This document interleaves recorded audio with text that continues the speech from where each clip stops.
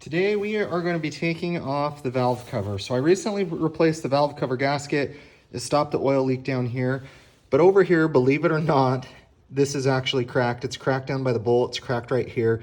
It's leaking oil on to the timing belt. It's flipping it everywhere. So I have a valve cover that I bought. The paint was chipped off. So I actually just stripped it. I'll eventually paint this a certain color, but I'm going to go ahead and take off the valve cover.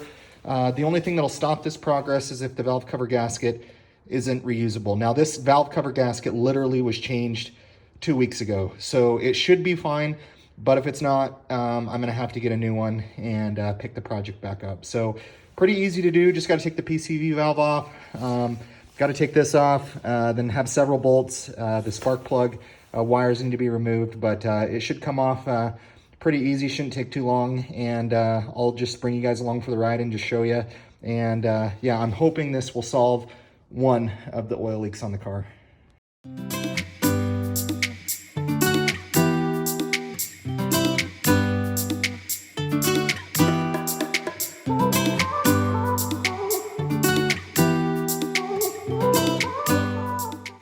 All right, and because the previous mechanic didn't really put any sealer on these spark plug O-rings, they have been leaking oil down from the top. So I'm gonna have to take the spark plugs out, clean them. This side actually looks good, but and this color of the oil, guys, we did a dye in the oil basically to see where it's leaking from, so that's kind of why it looks the way that it does. But I have to take these spark plugs out, clean them, put them back in.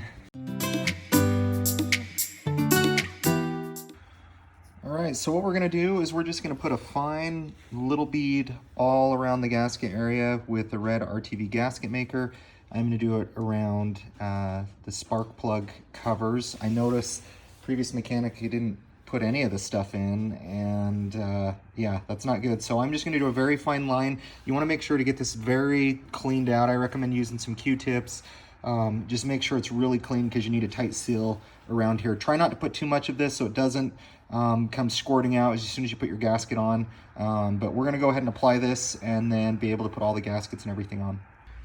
Okay, so you can see, not as clean as I would like, but it's the best I could get it coming out of the tube. So I might have a little excess that I need to make sure and clean up. But now we're just gonna fit the gasket, fit the spark plug covers on, and get this basically ready to put back on the car. All right, got the gaskets back on, got it all cleaned up. I had a little bit of excess in some areas, but this is pretty much ready to come back on the car. You want to keep something covered over this because this is the internals of your engine. You can get stuff in here. But what I recommend, or what I've read, I'm not an expert on this, I'm learning, but from what I've read is you want to put a little bit of RTV below and above each cam, just because I guess it's a really common spot to leak. So you need to make sure the upper, lower spots, you've cleaned really good on each side. And I'm just gonna put just a teeny bit of dab because there's basically 3 pieces of metal kind of touching in one area. So outside of that, I'm gonna make sure that you know, it's really cleaned up good along here, probably just with some rubbing alcohol. Get this all cleaned up and be able to reassemble it.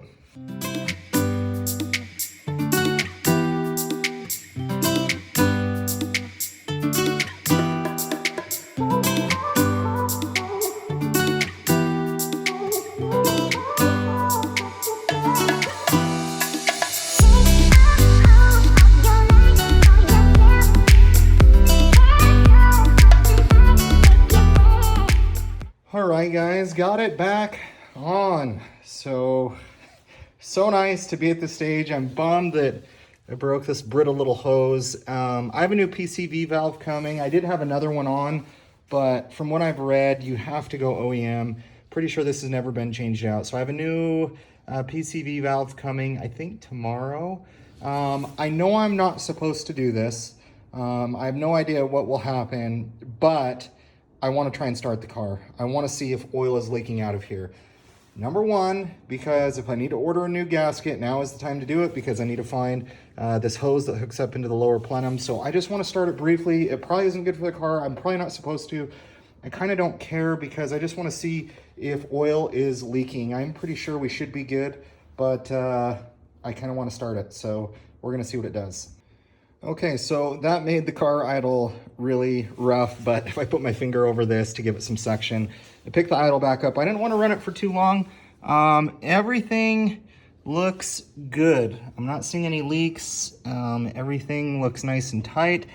I am, however, still getting just a touch of oil. It's not coming from the cam seal. I believe it is coming from the bolt. So I feel like this bolt, I'm gonna try and put some RTV or some type of sealant on it, but it isn't coming from the rocker seals. It is coming from that bolt. So I'm gonna try something to see if I can get that to seal up better, and we'll give it a go. All right, guys, I let the car run for probably about 5 to 8 minutes, and we have a victory. So I put some of the gasket sealer a little bit on the bolt, screwed it down, not as tight, and it seems to be doing really well. I'm not seeing any leaks out of there or anything to be concerned about. So guys, it looks good. It looks like we don't have any leaks. Knock on wood. Now guys, we look good. This is how a valve cover job should have gone the first time, but you know, we did have an issue with the previous valve cover. So anyways, guys, that wraps it up for this one. I'm gonna go get a new hose. I don't think I can get that at O'Reilly or AutoZone. I mean, it's pretty basic. I don't know what's so custom about it, but I do have a new PCV valve coming, so we'll do those kind of simultaneously. I'm trying to figure out the best way to get to that. I think this is the fuel rail. Someone correct me if I'm wrong, but I think I'm going to take that off. Really don't want to have to take off the housing to the radiator coolant hose right there. I think that's the thermostat over there.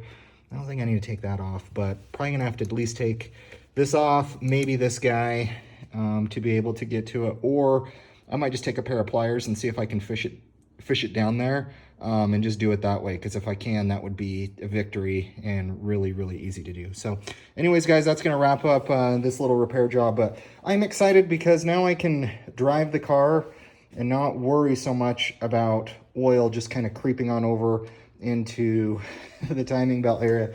I did check my camshaft seals, and they look to be doing just fine. I did get a little excess of the RTV seal on there, but that's okay.